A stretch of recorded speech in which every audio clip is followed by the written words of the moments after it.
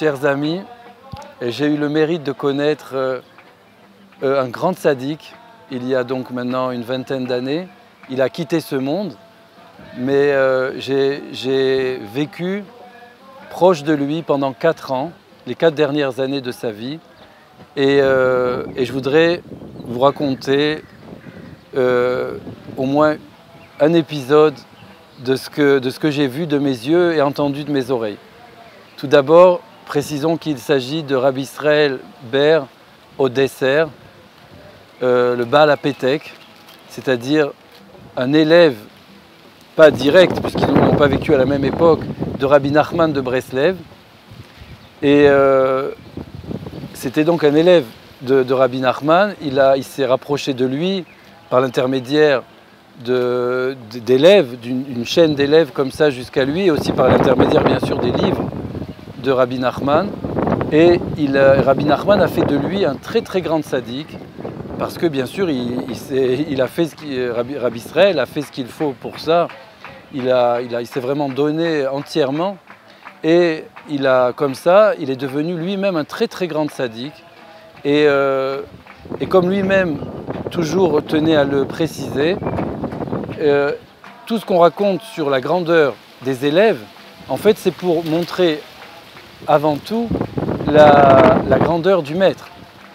Parce que, parce que les élèves donc, ont pu avoir à atteindre ce niveau grâce au maître, grâce à Rabbi Nachman. Alors j'ai choisi une petite histoire qui montre le Ruach HaKodesh, c'est-à-dire l'esprit prophétique des tzadikim qui peuvent tout savoir sur les personnes, sans même les voir, tout savoir sur ce qui va arriver. Et c'est un don, bien sûr, c'est très spécial. C'est ce qui différencie essentiellement l'homme du divin, puisque nous sommes très limités, il y a beaucoup de choses que nous ne pouvons pas savoir. Mais là, on va voir comment un tzaddik peut vraiment attirer sur lui donc, cette force spirituelle très spéciale qui s'appelle donc le Ruach HaKodesh. Voilà, donc c'est une histoire toute simple. Un de nos amis, qui était donc aussi avec Rabbi Israël, quelqu'un qui s'appelle Menachem, donc est parti en voiture à la poste avec un chargement très précieux, puisqu'il devait envoyer à chacun des députés, des 120 députés de l'Assemblée nationale d'Israël, une enveloppe qui contenait 2 livres de Rabbi Nachman, avec une petite lettre. Et c'était une initiative qui avait été prise par un des amis. Et Rabbi Israël était pour, au départ, il a donné son aval. Donc tout a été préparé, tout ça. Bon, le jour est venu donc de faire l'envoi à la poste. Et bien sûr, il faut savoir qu'il y a une vingtaine d'années, les portables, les téléphones portables n'existaient pas.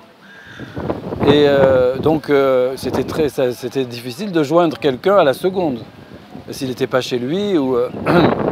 Donc Menachem est parti vers la poste en voiture, et brusquement, Rabbi Israël, qui était donc dans une maison, à Mevaseret Sion, a dit « Où est Menachem? Il faut le trouver tout de suite, je veux arrêter cet envoi. Je tiens absolument à ce que ça ne se fasse pas et qu'on n'envoie pas donc par la poste ces enveloppes aux députés. » Alors, bien sûr, comment maintenant trouver Menachem qui est parti en voiture vers un quartier éloigné comme ça? Alors, chacun a émis une petite idée pour essayer de le trouver. Tout est resté absolument sans succès. Et donc, on était vraiment embêtés, quoi. Et puis, on n'arrivait pas à le retrouver. Et chez Rabbi Israël, la pression montait de plus en plus, parce que, bien sûr, plus le temps passe, plus l'envoi va se faire. Après, comme on pourra plus revenir en arrière. Alors, donc, il a été obligé il a été obligé d'utiliser donc ce pouvoir-là qu'on a dit d'esprit prophétique et une force spirituelle comme ça qui transcende l'espace et le temps. Mais c'était un tzaddik caché.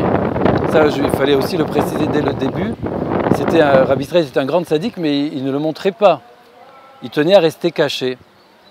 Et parfois, pour ceux qui en avaient le mérite, comme ça, à force d'être avec lui et de faire ce qu'il fallait, alors il leur dévoilait un petit peu de ses dons surnaturels. Mais là, si on peut dire, il n'a pas eu le choix. Il fallait qu'on retrouve ce fameux Menachem très rapidement. Alors, Rabbi Israël, brusquement, a dit il est peut-être chez David. Et allez voir. Comme ça, comme si une petite idée lancée comme ça, sans grande conviction. Alors bien sûr, c'était contre toute logique. Si on s'arrêtait à la logique, c'était impossible qu'il soit chez David parce que le David en question habitait quelques rues de là où se trouvait Rabbi Israël et donc pas du tout dans la direction vers laquelle se dirigeait Menachem. Alors bien sûr, comme on connaît Rabbi Israël, alors on a été voir. Et on a trouvé là-bas Menachem. Et on lui a dit, mais qu'est-ce que tu fais là tu es parti, on t'a vu partir en voiture beaucoup plus loin. Et il a dit, oui, mais au milieu du chemin, je me suis rendu compte que j'ai oublié quelque chose qui était essentiel pour faire l'envoi. Et donc j'ai été obligé de revenir là où j'ai dormi cette nuit. Et juste à ce moment-là, on l'a attrapé. Et on lui a dit, arrête tout.